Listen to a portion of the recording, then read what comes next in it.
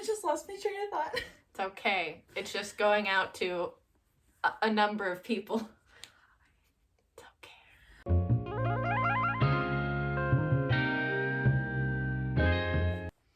Hello you guys and welcome back to my channel. If you are new here, hi, how are you? If you are coming back, thank you so much for coming back. I just want to let you guys know that all of my social medias are down in the description. My Twitter, Instagram, Twitch, and now Redbubble if you want to support me. Also, I am trying to get to 3,000 subs by my birthday, which is in early March, so if you just want to do that, that would be amazing. And as always, like, comment, subscribe if you want to see more LGBTQ+ content from this space right here. So let's get into the video. So today I'm going to be talking about aromanticism,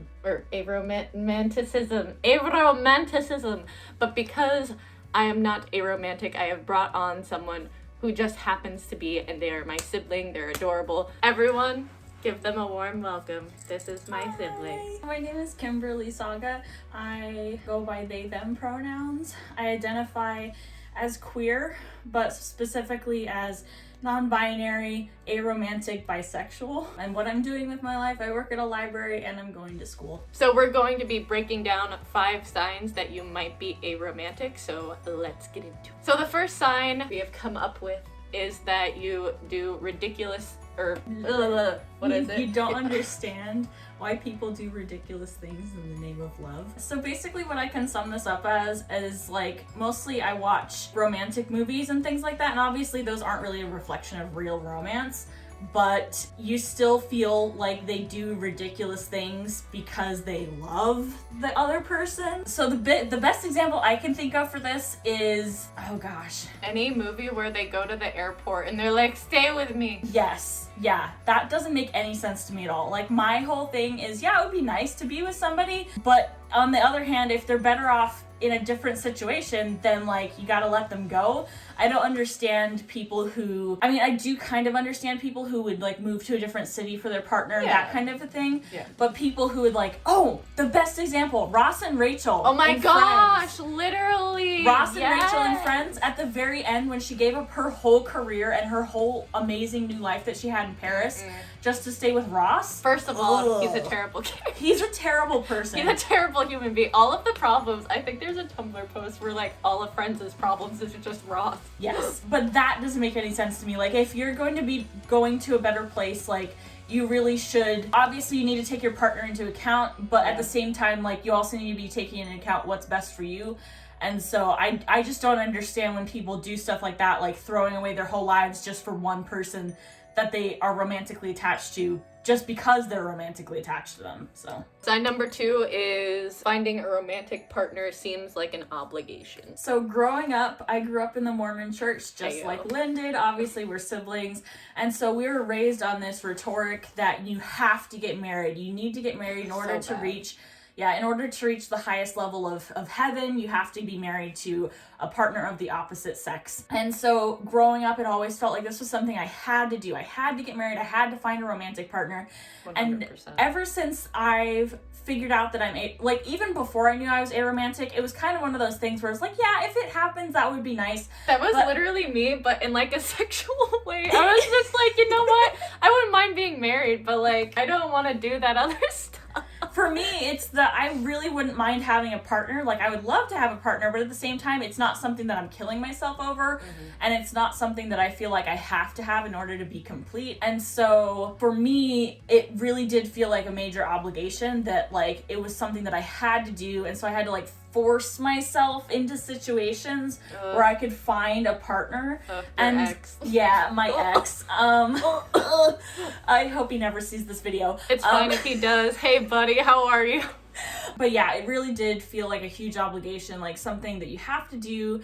Otherwise, you're not going to be able to be with your family. You're not going to be able to have... that was such a guilt thing. Okay, never mind. I'll do that. We can do that other in a time. different video. But you won't be with your family. You won't have like real happiness if you don't get married. Yeah. And like, even without the whole exaltation heaven part of it, like there's still a really heavy emphasis in society in general that you need to have a romantic partner in order to be complete. Which is completely not true. You should love and work on yourself regardless of your sexual Yes. and gender orientation. Yes. And so you definitely feel like it's something that you have to do because everybody's expecting you to do it. Yeah. And it's not, like, at least for me, I didn't really think about it very much until I realized I was aromantic. And then I was like, wait, why do I feel like I have to do this when I'm perfectly happy not having a partner? Sign number 3 that you might be aromantic is, this is, I feel like, the one that really should have tipped you off. Yeah. You feel as though the media or other people are making up romance or love. So this was a major sign to me. It literally should have. This was a major sign to me when I was finally figuring out that I'm aromantic, that I am aromantic, because, so what happened was I was talking to my friend's ex-boyfriend, and he had just become her ex-boyfriend. And so he was crying and he was all upset about breaking up with her. They'd been together for quite a few years, a long time. And he was just super upset about it. And I just remember sitting there and I was talking to him, but on the inside I was like, this makes absolutely no sense to me. This sounds super fake. His feelings were real, but me personally, I was like, I realized I had this huge disconnect between what I assumed romantic feelings were and what the reality of romantic feelings are.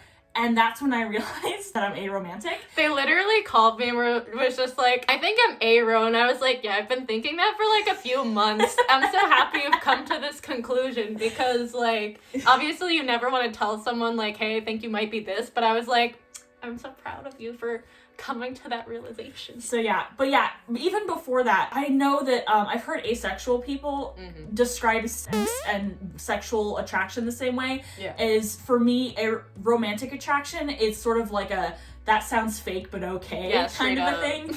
Like, it's just one of those things where you're like, I'm sure you feel that, but it sounds fake to me. It really does. And there's, like, on the inside, I always had this thought of, like, there's no way anybody actually feels like this. Like, I obviously knew romance in media, like books and movies and stuff, isn't really how they play it up. Yeah.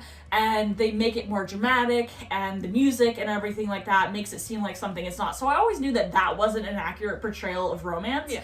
But I guess part of me always figured that, like, real life people were also playing it up a bit, like they were just being dramatic. Actors. They're just actors. Everyone around. This is the Truman Show. It's okay. Like, you were, like, for example, Lynn. So when our other sibling started dating their partner and now spouse, it just seemed kind of weird. Like, they were like, I love them more and more every day, and I was like, that seems kind of weird and not. Like, obviously, I've had friends where, like, I love them a lot, and as I get to know them, I love them more, but romantically, it just seemed really fake. And when I see them together, they seem like super lovey-dovey, and that also seemed really fake. So yeah, that should have been my, like, first tip-off point that I didn't... And, like, when I had my boyfriend, too, I always thought that he was... I don't know. It was just weird. Maybe I'll do another video. Maybe we'll do another video. We'll just do Kim's realization that they were aromantic. Sign number 4 that you might be aromantic is that you just don't feel the need to find or pursue a romantic relationship. I feel like this kind of correlates with being asexual. I definitely never felt really the need growing up to be or find a relationship. Again, like, going off what we were talking about before about having an obligation to be in a romantic relationship, I did always feel kind of that obligation to grow up and get married and have kids and have a partner. Yes. It was so bad. But as I got old, well, even when I was young, it was still more of a thing of like, oh, if it happens, that would be nice. But like, I wasn't actively seeking it out. Yeah. And even with my boyfriend who I dated for a while, even with my boyfriend, I wasn't actively looking for it. It just happened, kind of a thing. And ever since then, I haven't really actively looked for a partner. It's just when I do go on dates, it just happens. Yeah. So yeah, I just, even especially now, I'm just kind of like, if it happens, it happens. But I'm not putting myself in situations where I actively put myself in the path of somebody to become a partner or to have a partner. And the 5th and final sign that you might be on the aromantic spectrum is that romantic affection makes you uncomfortable. So for me, with my boyfriend especially, he was very affectionate. And some of it I liked. Like, I'm not super romance repulsed. At least I don't feel like I am at this point.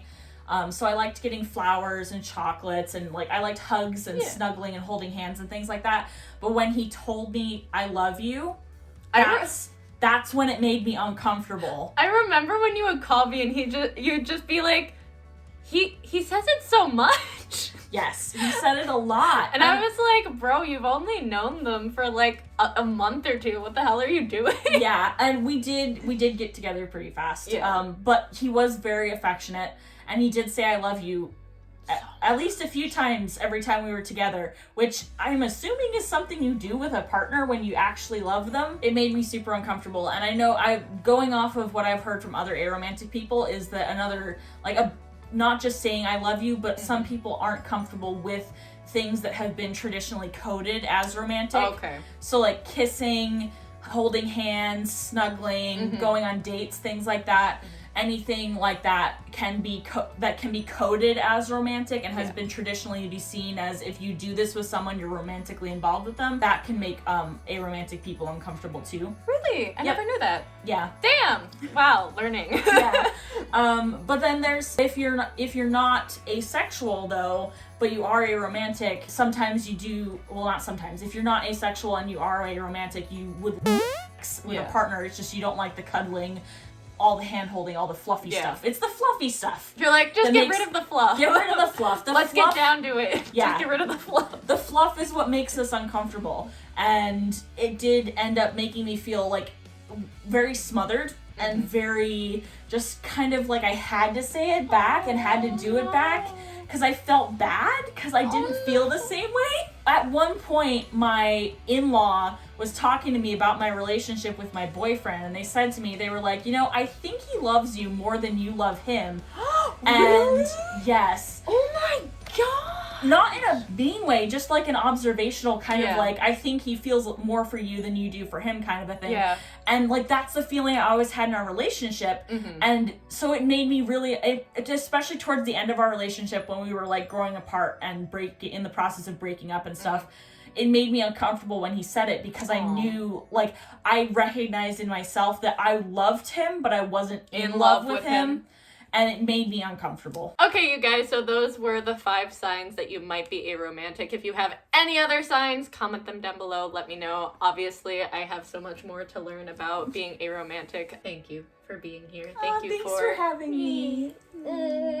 I will link their socials and everything down in the description as well, so go check them out. Give them love down in the comments, please. I hope those signs helped you guys. I know a couple of you have been wanting me to make this video. I will possibly have you in more videos about aromanticism in the future.